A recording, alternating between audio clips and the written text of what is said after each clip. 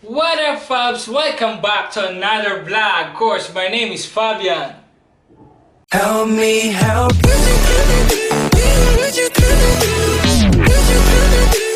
How are you guys doing today? We're going to talk about how to get hired as a factory worker in Taiwan.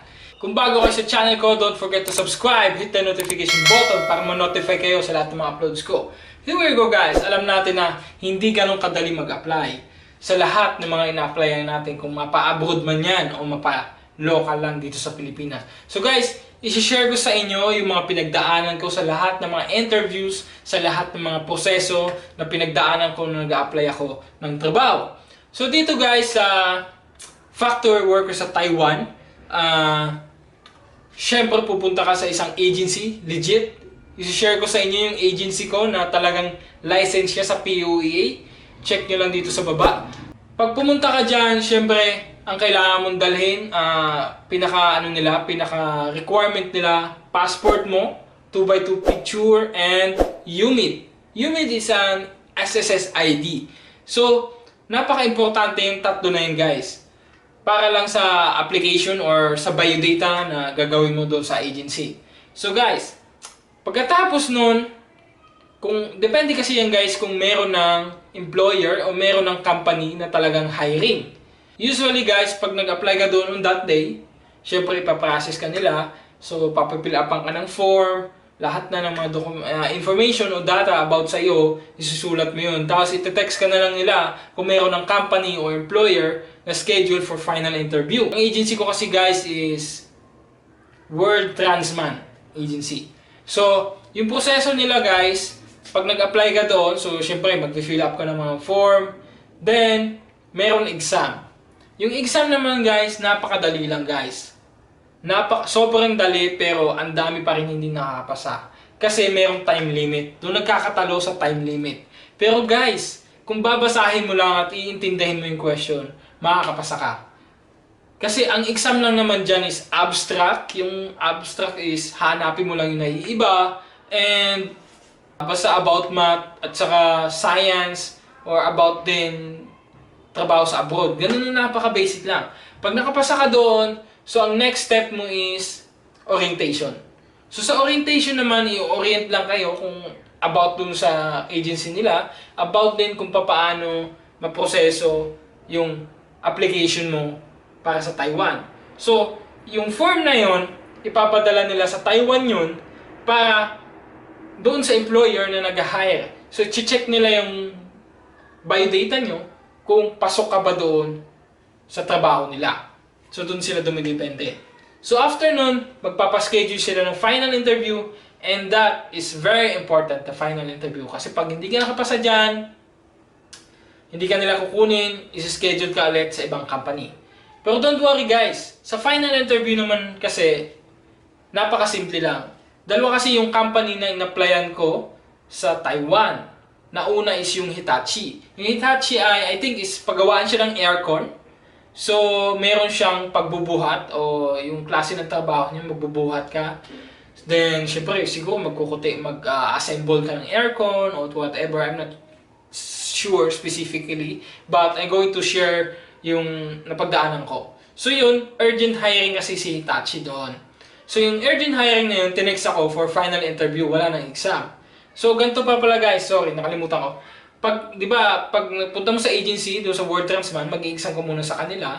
Then kapag nakapasa ka doon, so yun na, may schedule ka na for final interview. Before ka mag-final interview, mag-i-exam ka pa, magpapa-exam pa si mismong company.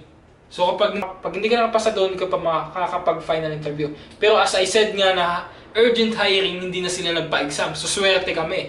On the spot, agad final interview. Sa final interview, ganito ang pinagawa sa amin. Pinasuot kami ng white t-shirt, then maong pants, then rubber shoes. Yun. Para maging malinis tingnan. So guys, sa final interview namin, unang pinagawa sa amin is pinabuhat kami ng 25 kilos sack of rice. Bigas yun guys.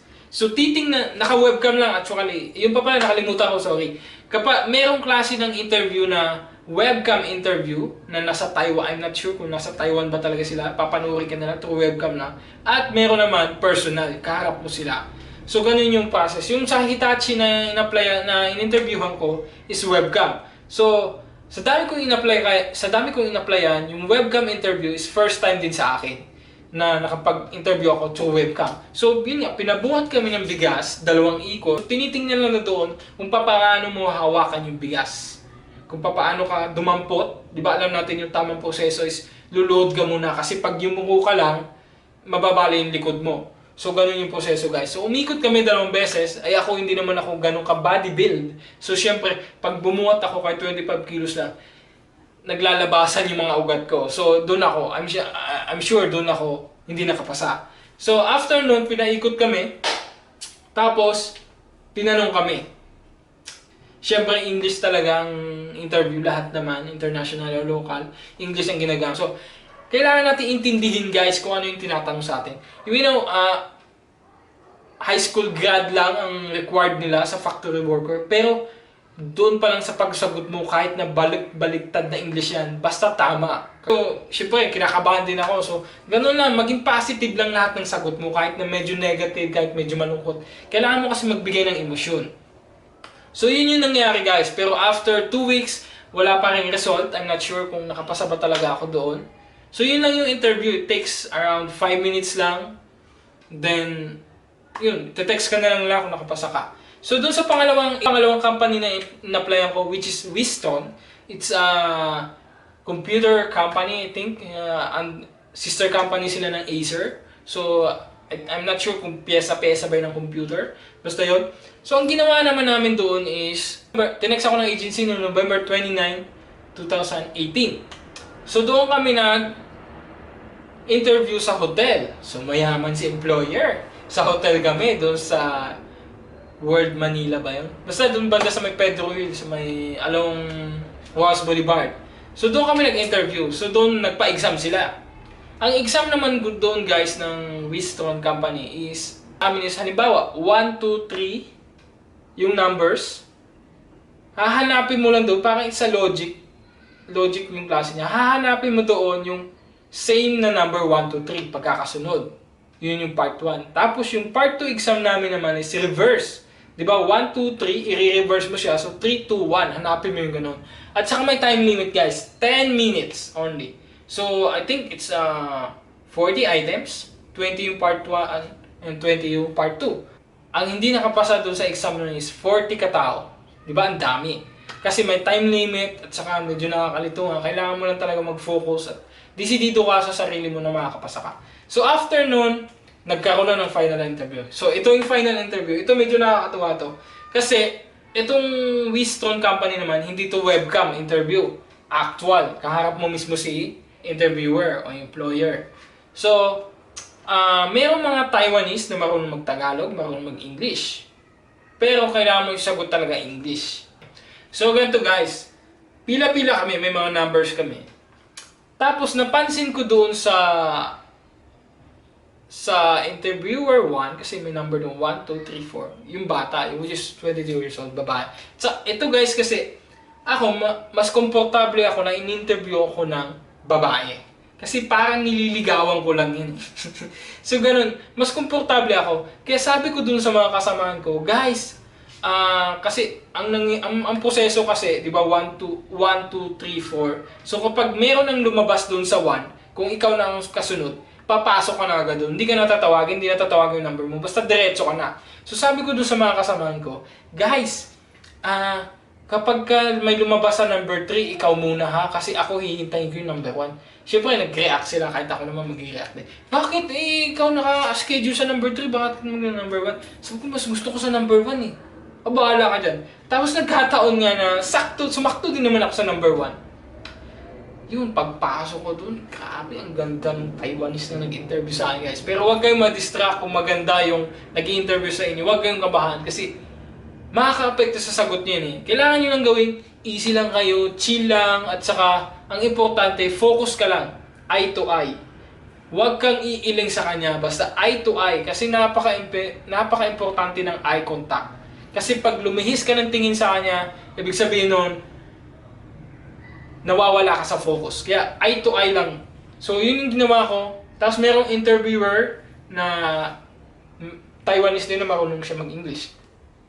So sa final interview, depende rin guys sa company. Kasi yun nga, sabi ko sa inyo, di ba sa Hitachi, pinabuhat kami ng bigas. Tapos tinanong, dito sa Winston, ang ginawa sa amin, paghihiwalayin mo yung buto ng sitaw, buto ng munggo, at saka ng anong beans pa yun, yung magkakaiba ng kulay. Sasabihin sa'yo, ilipat mo dito sa isang platito, tagtatatlo o tagli-5 piraso bawat kulay. So yun. Titingnan nila doon kung paano ka humawak ng tiyan, kung pasmado ka ba. Siyempre, piyesa-piyesa siguro yung kukuting-tingin namin doon. So kailangan maging maingat ka. So yun yung ginawa ko. Dampot ka lang ng kulay ng buto doon, ililipat mo lang, tapos pina-explain ako. So in-explain ko lang kung bakit ko napili yun. Basta bigyan mo lang ng gawa mo lang ng storya na makakaantig sa puso nila. So yun nga guys, at saka lagi ko napapansin kasi nga may lahi akong German. So ang bilis nila magkaroon ng idea or they're very interesting about my story. Nung napansin nila, oh, you were born in Germany. Why you are here in the Philippines? So doon na pumasok yung tekniko kung paano ko sila makuha. So nagkwento ako kung bakit nga ba ako dumating din sa Pilipinas, lumaki akong broken family. So di ba, it's a very negative or it's a very sad story. However, bago matapos yung paliwanag ko, sinabi ko na I want to be independent. Even I grew up in a broken family, but I'm still strong inside my heart. Yun yung sagot ko guys. Kasi kailangan nilang makita na determinado ka sa trabahong papasukin mo. Kahit na magulo yung background mo, kahit na basta punong-puno ng lungkot, pero andoon yung lakas ng loob ko, andoon yung determinasyon ko. So for sure, doon ko masasabi na tinanggap nila ako. Guys, tinanong din ako, first time yan, sa lahat ng in-interview ako, tinanong ko, do you have a girlfriend? Oh my goodness. Bigla ako nag-blush. Kasi usapang seryoso yun, tapos tatanungin ka kung may girlfriend ako. My goodness. Pero hindi ako na-distract. Sinabi ko lang, I don't have, but if there's a chance, I will. O, diba? Mga ganun yung mga diskarte, guys. Kasi, nagbe-base din sila sa istorya ng buhay mo, nagbe-base din sila dun sa mga data. So, yun yung sa akin. Siyempre, magkakaiba tayo. Pero, ang point ko dito, kung ano yung tanong nila, gawa mo ng istorya. Gawan mo. Hindi lang yung basta sagutin mo ng direkta. Gawa mo ng istorya para ma-inspire sila, para magkaroon sila ng idea, okay itong taong to. Hindi lang basta trabaho. Meron din siyang sense of humor o meron din siyang katangian na pwedeng ibigay sa ibang tao. Yun yung punto ko guys. Kaya, so yun yung nangyari, di ba? So, yun yung interview. Then, sobrang saya ko lang kasi nakapasa na ako. And, mahaba pa yung lalakbayin ko kasi mayroon pang medical, mayroon pang documents. Pero guys, yun lamang mapapayo ko sa inyo. Sana may natutunan kayo sa kung paano nga ba makapasa o how to get hired as a factory worker in Taiwan, kung paano sagutin yung mga interview guys. Basta, ang pinaka-basic lang talaga guys, maging focus ka lang. Huwag ka ma-distract, kung kinakabahan ka man, tumingin ka lang sa mata ng interviewer kasi nakikita mo yung sarili mo doon sa mata niya. Ako yun, kailangan kong sumagot, kailangan kong ipasa tong interview na to. So diba guys, it's a positive thing, although nag-start ako sa malungkot na kwento, pero binigyan ko ng twist at nakuha ko yung loob nila, diba?